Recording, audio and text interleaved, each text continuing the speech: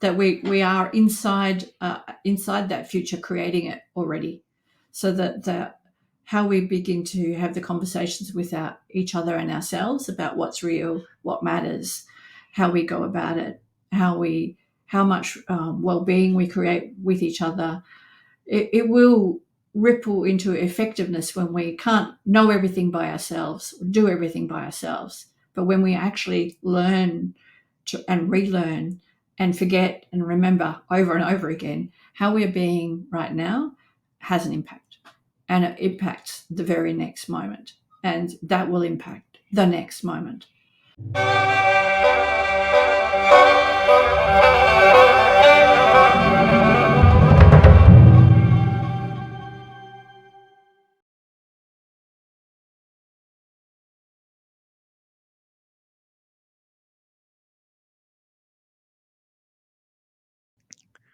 Hello, everyone. Today I have Anna Carr, one of the great people in our community, with me, and we're going to go through certain conversations. I hope that you enjoy it. Anna's background is social scientist, and she has academic background, and she's one of the graduates of Being Mastery, the program that we run here by myself. So, Anna, would you like to tell people who you are, what you're all about, and what do you care about? Sure. Let's just, I usually do this in eras, like in decades. So they'll start with saying country kid. Now they're really important, that, when you're brought up on the land, that you just identify with. There were no other people around me. I was a very remote area. So I had a luxurious education, lots of trees, and like, people were absent. And then the education that I completed was all very tangible about, what do you learn about reality the hard way? How do you get out of a bog, or when you're bogged in the sand? Well, you learn, and then you don't do it again. So that, from there, going to university, in communication studies as a Bachelor of Arts, it was just the thing that I wanted to do. I didn't have any intention or a job at the end. It wasn't specific to get somewhere, but it was very much about learning how to learn. And so that's been important from there. So the first decade was in community development, and how young people who've been unemployed for a long time can get a job. So community development raised the question for me, well, how do you get a job, one job at a time? And then I'm like, but how do you create industries, not just jobs? So I became interested in economic development of marrying, our finances and our economy with our regions. And I finished my early work in community development and went off to study in the realm of economic development, and did another 10 years, not just in economic development. It's like, well, buying and selling depends on, commodities and things, but the environment itself is underpinning all of that. So then I still didn't complete the study and went ahead into PhD land, and then became interested in whole systems and how environments work with cultures, work with places and people. And that's the second decade. And third Yeah. decade was applied in the public sector. And now I'm interested in how people individually and collectively engage in the big questions of our time. So, I know that you had some background working in the government or with the government, and you have the background as a social scientist. But what do you do now? What's your focus now? So now I'm still interested in social science. It's critical, but it's very applied. So I coach and I work with people to understand what's in the way of what the policies or the intentions that they are interested in. How does it happen in the world? How do people show up around, if you're intending to, let's say, stop climate change, which maybe though that's a weird one because you can't stop it, it's changing. But how do we understand the world, and how do we understand ourselves and our position in it, and how do we work together toward Yeah. that goal? whatever the goal is. Different people will have different intentions. So I work with people in the pursuit of what's important to them and getting out of the way whatever isn't working. And collectively, there's a lot of discomfort in that area when you're working, for example, in big agencies or in science, where you really don't know and things are complex and things are changing and shifting all the time. So there's a lot of complexity, and people can get concerned about where are we going and what are we Yeah, doing and how are we going to get there and who are we working with, and all of those normal problems and concerns come straight to the surface in times of adversity. Yeah. sure, sure. So it's a while that you've been involved with the being discourse, yeah. So you've been using the being profile. You were working with people in coaching capacity, working with teams of diverse background. So what is it to you? You know, like how do you leverage being discourse? How did you find it helping you in the area that you work in? Yeah, that's a great question, Ashkan. Um, how do I use the being discourse? Well, I had a conversation today. Almost every day, almost every conversation, it comes up, and um, I was speaking to someone who's working in a partnership brokerage. So how do you partner?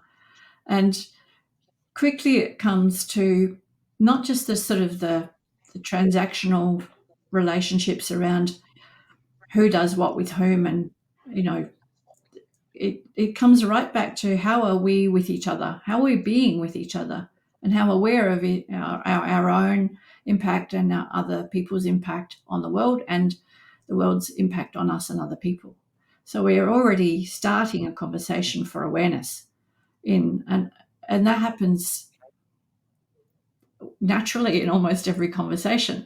So then I went on to talk about, well, once we're aware of something, once we can see it and understand and know, and that goes beyond precisely our education and our formal knowledge, but our ways of being and understanding ourselves in relation to others and other people, then we can be more effective together when we're working together.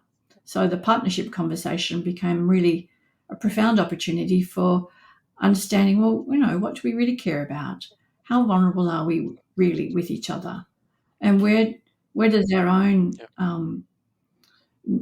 history of like the fears and anxieties that we've had, how do they get in the way, and where do they show up, and how can we see them, notice them, be with them, with each other, and yet still continue with a Yeah. purpose for working in partnership. Yeah, for example, that happened today. So, very recently, like as part of this project that we have been working on together, you've contributed into the book that is unpublished at this stage. But your chapter, your contribution, you titled it "Human Beings Beyond Us and Beyond Now." Mm. Yeah. So we have this distinction in the being discourse, higher purpose, and that's quite important, especially in this scope of leadership. So, um, why did you choose that? That's one question I want to ask you, and share with our audience what was the research that you have done around that, interviewing people, seeing what's there in their consciousness at the moment, and what did you got out of it? Okay, the title is Beyond Us and Beyond Now. It comes from working in the public sector. I became really clear that it's a privilege to work in service of something and someone's outside yourself, including yourself, but not just related to oneself.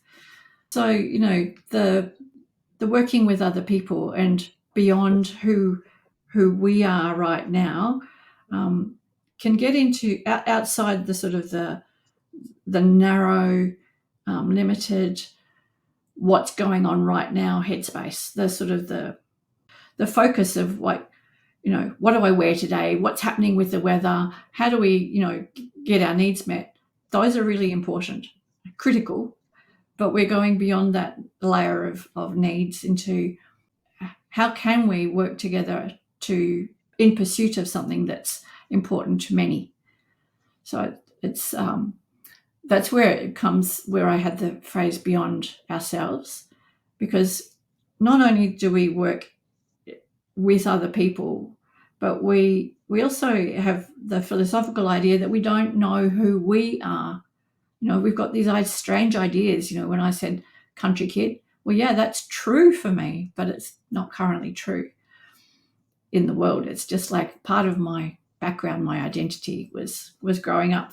So we have to get out of our own ideas of what's happened in the past and how we are being that's fast-paced to go, well, outside ourselves, what's happening next? Who are we working alongside, and how are we actually causing really considered, ethically informed, inspired leadership that will make a difference?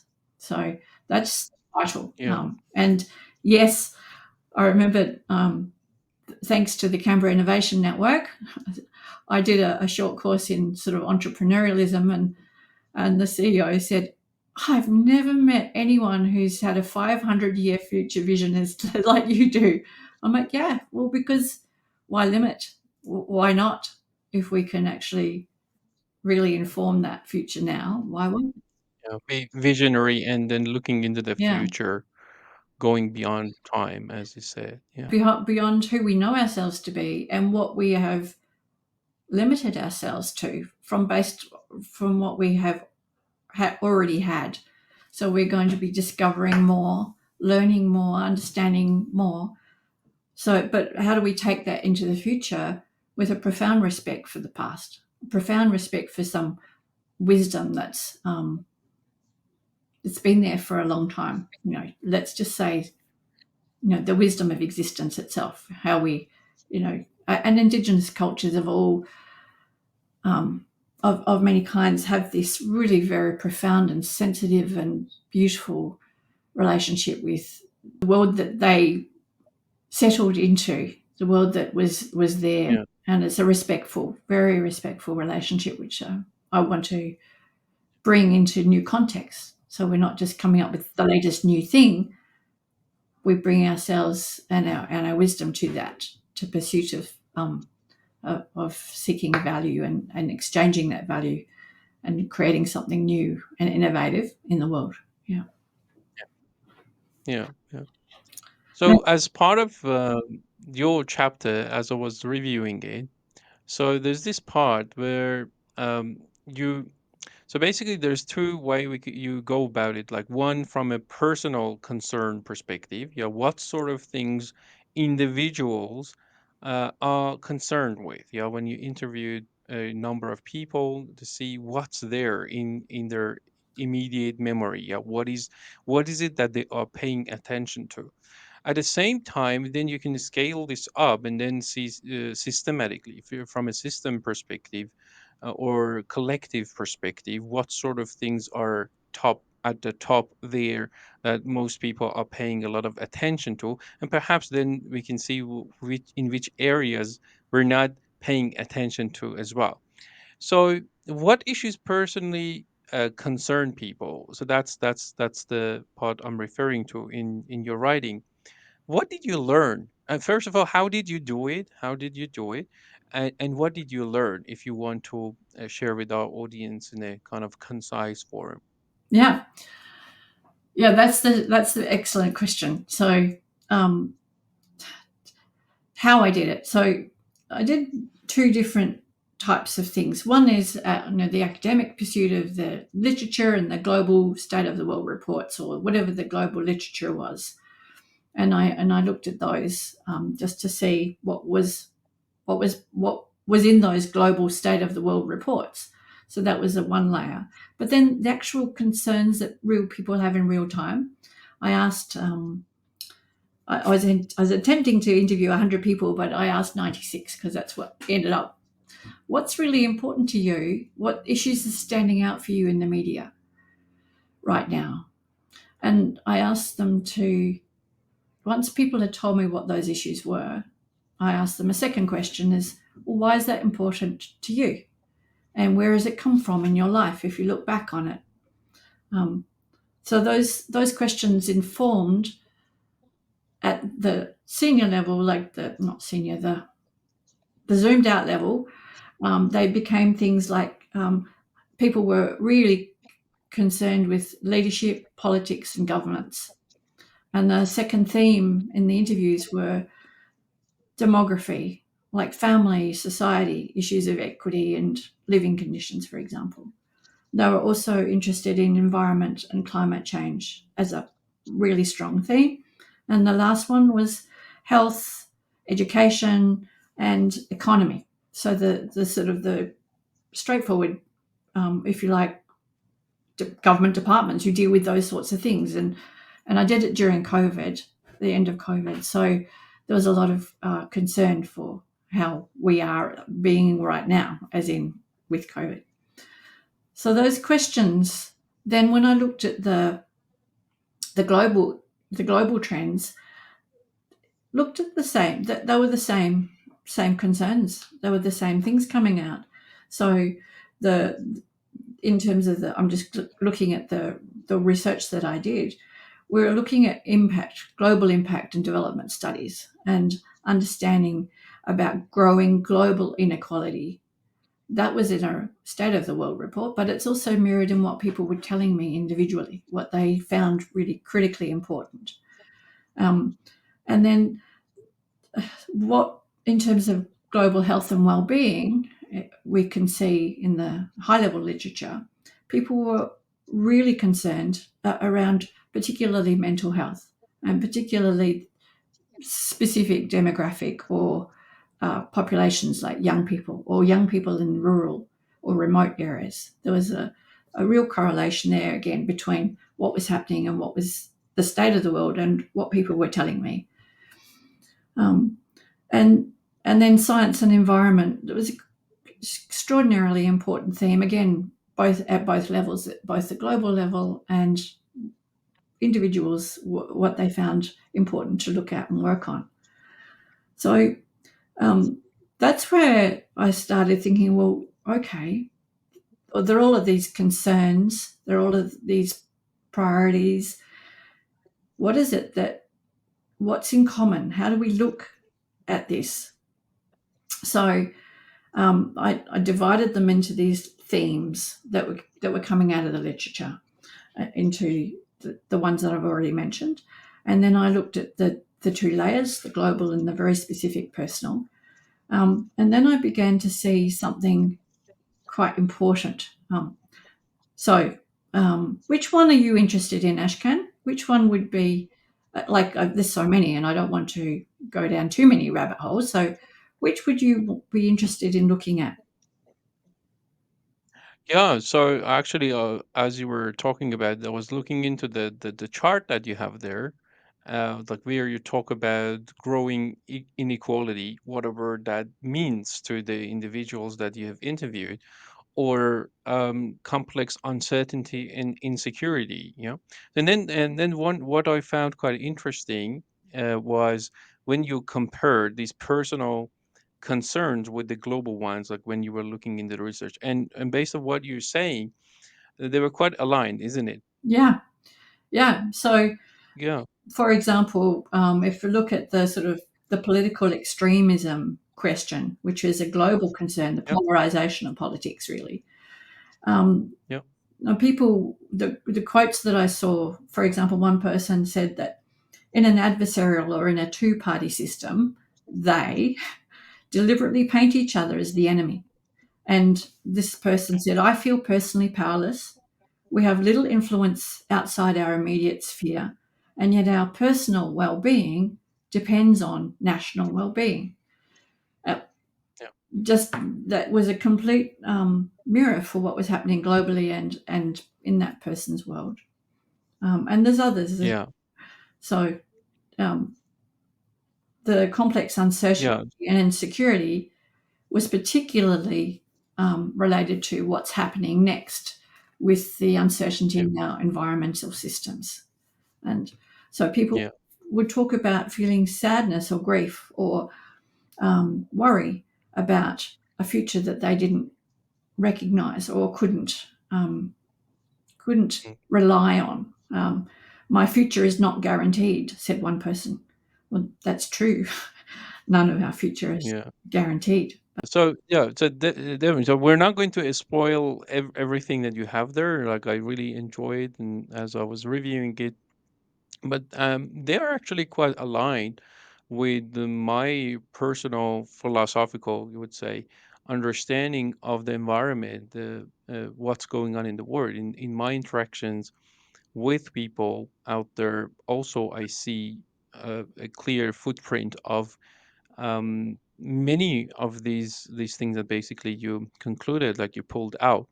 So yeah, so for example, when you were talking about political extremism or this kind of I would say this kind of typical way of relating to political ideologies, as if like either left or right or whatever they want to call themselves, uh, they they relate to their ideology as if like they have a complete theory of everything, Mm. and they keep going by mocking each other, like their opponent or their opposite party, in a worst possible manner. And we can see that, like how people that are not necessarily being so into politics, they can be quite disheartened and disarmed, then go, okay, so in this confusion, what exactly I should do, how much of a say I have in some of these global things going on, beyond my personal autonomy or responsibility.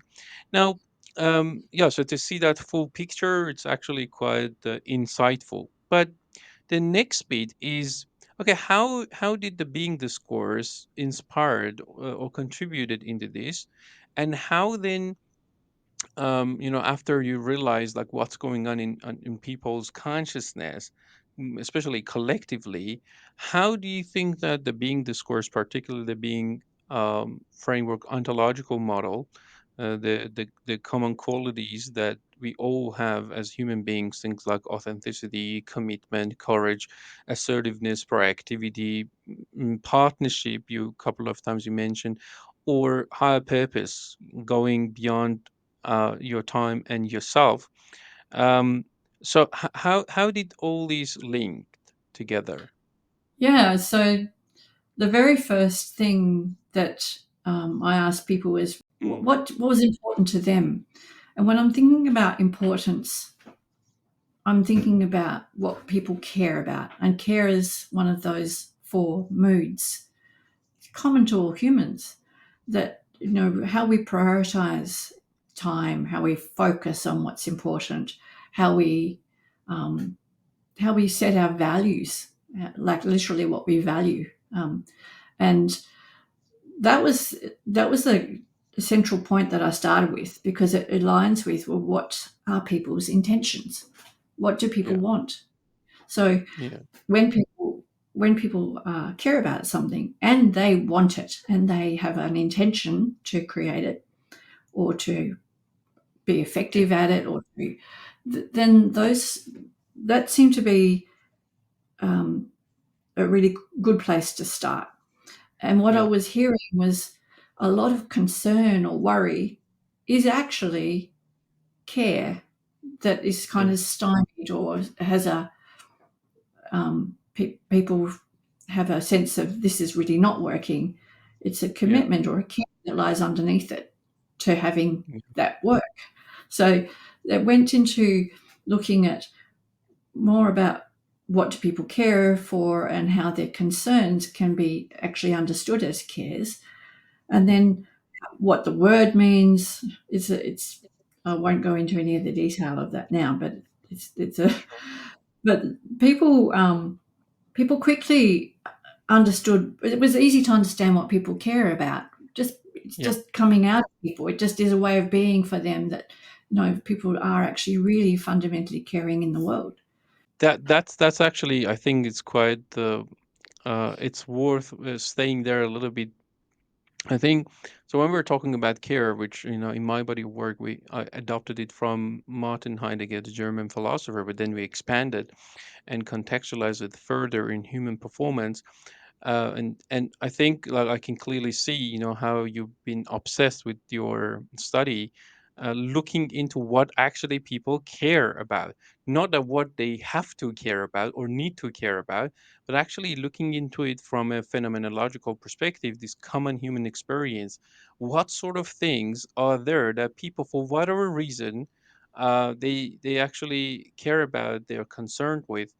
And then also, I think here the other mood, besides care, would also jump in anxiety. Mhm. And you, a couple of times you mentioned the word concern, that it's a Mm. kind of overlap between care and anxiety.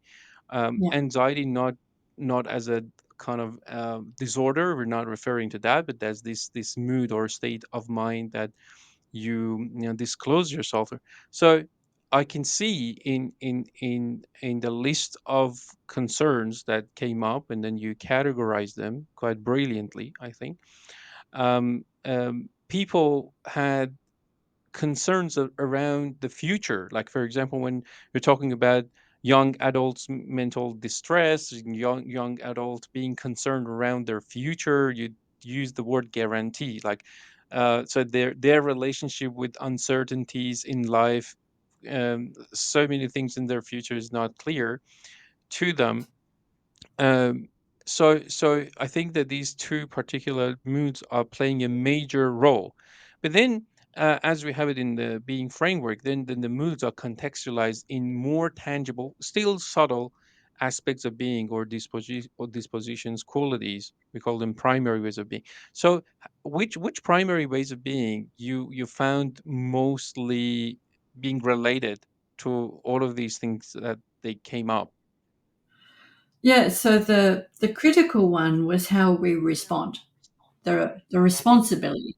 So in the interviews and in the two party, let's say the simple world that we live in, there's often what I do and what they do, or blame if it doesn't work, or excuses for one's own not doing, that's our. So I really wanted to look at how we can be ontologically responsible, how we understand and then choose in the moment how we respond. So no amount of me blaming something for it not going well is going to make a difference. Actually, if I'm not being effective in that communication, there's only one place for me to look. It's here. How am I Yeah. being response? How am I able to respond in this situation and Mm. not look at not look at the circumstances, not blame Yeah. externally. Just how do I bring myself, my whole self, into this Yeah. moment, and how can I respond? I think the thing around responsibilities, often as we talk about it, it lands to most people as if you're talking about an obligation, they are Mm, to blame, or it's a duty you need to fulfill or meet. But the way that we relate to it is, basically, you are being responsible, the mm, ability to respond to the matters, even if you're not the source. I would say being the primary cause of the matters that life brings to you, regardless of the source. So being able to find the tiniest thread of string that you can pull when things go um, Turkey, then and then you can basically pull them and influence them to a degree, which is part of the distinction leadership. We don't necessarily talk about being a leader of people or leader of teams, organizations, but actually being of influence, and respond to the matters. So that's a very good one. How about authenticity? Like the way we go about it, like having or developing congruent conceptions of different fragments of reality. When you were talking to them, was there a kind of concern around whether their conceptions of whatever is going on in the world with regards to all those things that you listed, was there a concern? Were they concerned around them being uh, having misconceptions, having inauthentic views, or not?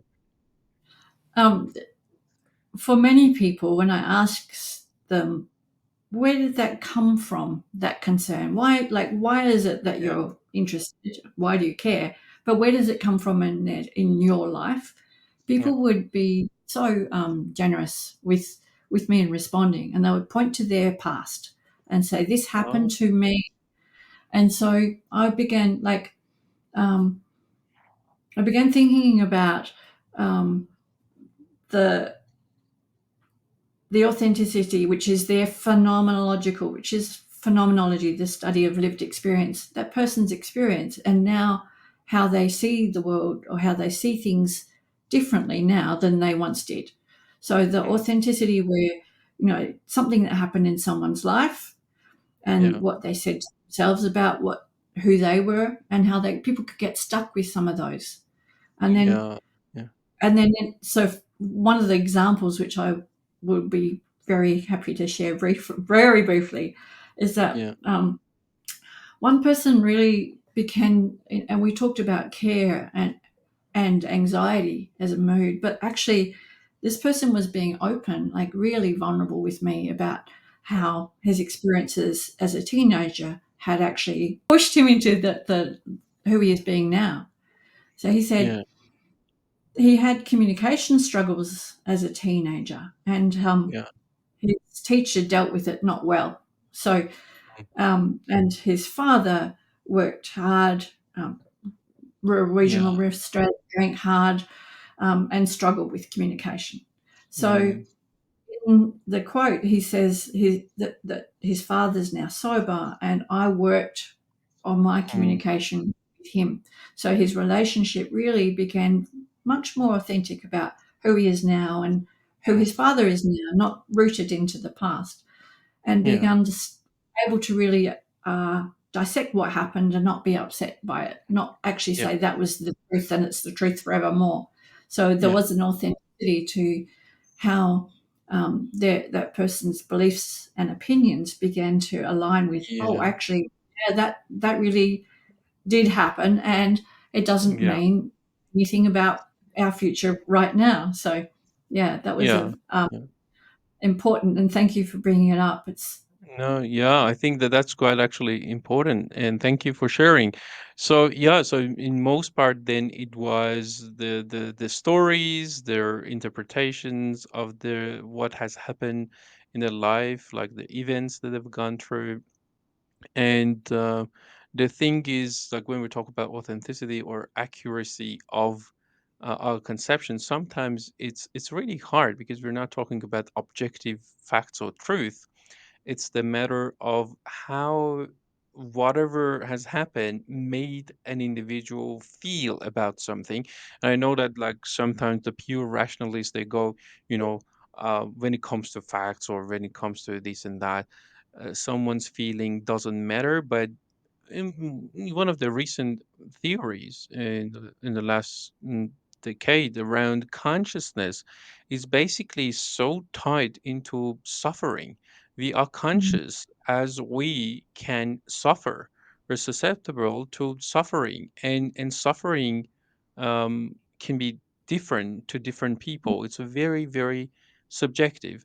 And yeah, so basically what you're saying is like whatever they have gone through, it guided them to have certain concerns, whether they are objectively true or not. But these are the things that you found to be in common when people, I mean, talk about them, and then it's real for them. Yeah. yes, So yeah, yeah. this is going to take us to the last part of the I'm very conscious of time. So the last part, um, now that we know what they actually care about, Mm, from a collective perspective, um, So and we discussed the being discourse, certain qualities. We touch on some of them, like awareness, authenticity, responsibility, or two of the moods, anxiety in care. So you have this part that you talk about transformation Mm. begins with concern. Now Yeah, that's a little bit, it can be even confronting to a degree, because like, oh, really, like, I want to transform for better, but then I should have a concern. So just tell me a little bit more about that. Particularly, I'm interested because like you have conducted this study. I would love mm, to see what they thought, as opposed to a kind of a solution that we can put forward. Yeah. yeah. So I ended up, when I got past the concern, and as you said, it's perfect. Concern is a kind of a what's not working, like, and really getting hot under the collar, or upset or anxious, to take the anxiety into it about something, but it belies something that's really important to that person, or to our us as a group. I think we've talked about that a little bit already. But Yeah. when we're looking at this is the wrap up, when we're looking at our individual concerns, and then we can recognize that other people have those concerns, but they actually are more about what we care for and how we Mm. care, and where our collective care goes, then we can really begin to start talking about being in relationship with others, and being Yeah. not just with our, like, extract ourselves and be isolated or separated or disconnected, when Yeah. we actually can recognize and be aware of, and understand how all our ways Yeah. of being start impacting in the world, then we're really beginning to cross that gap between an individual Yeah. and a collective. So between me now and everyone later, there's a lovely expression in the sustainable literature Yeah. world about that. So yeah, this actually reminds me of one of the concepts that Martin Heidegger brings up. In German, he calls it Mitsein, or being with, and I Mm, also talk about it in the Being book. So and as you said, like, it is inauthentic to think that we are in isolation and we are totally independent. So we're living life, this thing called life, with others, in relationship with others, whether we pay a lot of attention to it or we try to avert our gaze away from it and then live in inauthenticity. So that's a reality, and that's perhaps is part of the source of power for us and empowerment, because it is only when we let ourselves with vulnerability and with intention to respectfully uh, tap into other people's knowledge and resources. That's exactly where we can create synergic environments, and we can actually go about fixing or resolving some of the problems of humanity.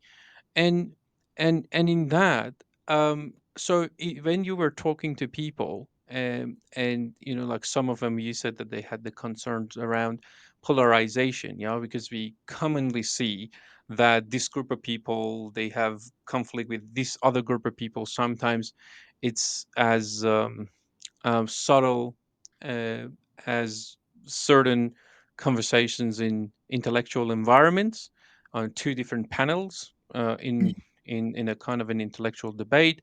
It can be right on the surface of society, as like there's some conflict on the street, all the way to some worst possible ways that leads to war and like literally people being killed as it's unfolding as we're talking. And some of these war are not necessarily, or conflict, they're not necessarily about resources or territory even. uh, Lots of these wars are being waged and fueled in constantly because of the stories we create, the imaginary stories we create. We give a mm, kind of a significance to certain piece of land at the end of the day, and the stories that has been created around it, and media maybe consciously or unconsciously keeps fueling in by expanding all those stories, and certain politicians may, because of their interest, out of bad faith, not all of them, but there are a number of them perhaps, they keep fueling in the fire. So basically, therefore, these conflicts and this polarization can really be devastating. It can Mm. literally lead to death of people and so much damages. In another word, all of these constructs and ideas that we have, all of a sudden they can infiltrate and they can impact the actual reality. Mm. These ideas sometimes they're not going to stay in on academic papers or newspapers or laboratories or conference and journals, but they actually come and influence the popular culture. They come on the in the middle of the street and it actually do something. So in that, when you were talking to people, and when it comes to particularly transformation, because you said that some they were quite disheartened, and disarmed in what to do now in the middle of all this. Um, so, what did you find, like through your conversation with people? Do they see any hope for transformation? And then in your chapter, you actually talk about starting with responsibility. Now we don't want to talk about how it should be, but I'm asking you with that context I've created, what did you find that 96 people actually were thinking already around the possibility of transforming things? So I didn't ask specifically about transformation Okay. of people in the interviews, but what was Mhm. really apparent was what you were the top level concerns that people have, and let's just use the example of a polarization. Yeah. Um, some people would be very authentic and consider that their story and was one of a from a different perspective from someone else, and Mm, somebody would recognize that, oh, it's just how I saw it at the time, and it's not how I now see it. So there yeah. was a range of different ways that people could actually have a new look from a future or a common perspective Yeah. to an old thing. And then there were Yeah. other people who were in the journey and it's all in my your our language, discovery. It's not Yeah. like this is right or that's wrong. So Yeah. um, what I saw and how I see these two levels, like the global and the individual, is that there's a really deep opportunity, big opportunity for looking at authentic leadership. How do we tell our own and other stories and understand and add to what we know and understand from multiple points of view, from multiple perspectives, from being really open with each other and humble with each other and what we know, and how we can Yeah. take ourselves forward. So when Yeah. we can look at those different levels, systems levels, as well as individuals Yeah. levels, we begin to bring one into the other, Yeah. then we've got a really big opportunity to actually now Yeah. communicate and use the ways of being, the ontological understanding, to actually overcome and bypass some of the you said, she said, or this word ideology or that word. I always think that when I think about conflict, I think of a media training I once had um, Yeah. in the UK. It's like on the one hand and on the other hand, because we've got two hands, so we're kind of already set up to conflict. But actually, if Yeah. we work with each other and how we are being and recognize where we are and what's available, how we notice and be with each other, then there's a whole new future that opens up right then. And leading Sure. conversations for that is what I'm interested in. Sure. Let me ask my last question and we wrap this episode up. And so, in all this, do you see an opportunity for transformation? And how do you see that the being framework or the being discourse can enable that? So, absolutely, the future, when we recognize that we're not actually outside the system, that we are inside that future, creating it already. So that the how we begin to have the conversations with each other and ourselves about what's real, what matters, how we go about it, how much well-being we create with each other. It will ripple into effectiveness when we can't know everything by ourselves, do everything by ourselves. But when we actually learn and relearn and forget and remember over and over again how we're being right now, has an impact, and it impacts the very next moment, and that will impact the next moment. So, to wrap those two questions together, yes, transformation, and absolutely imperative to have conversations with and around these issues.